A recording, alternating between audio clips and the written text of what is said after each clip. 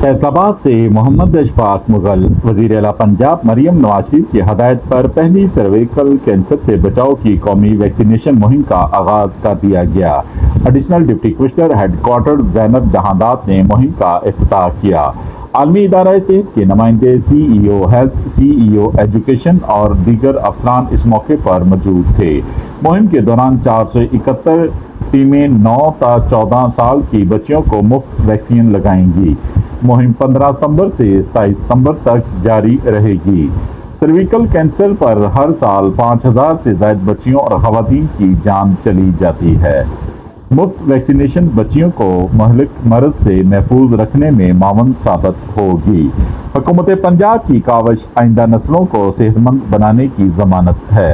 वज़ीर आला पंजाब मोहतरमा मरियम नवाज शरीफ की क़यादत में अवामी सेहत के शोबे में इनकलाबी इक़दामात जारी हैं। देखते रहिए GS न्यूज़। इस वीडियो को लाइक करें, हमारे चैनल को सब्सक्राइब कर बेल आइकन जरूर प्रेस करें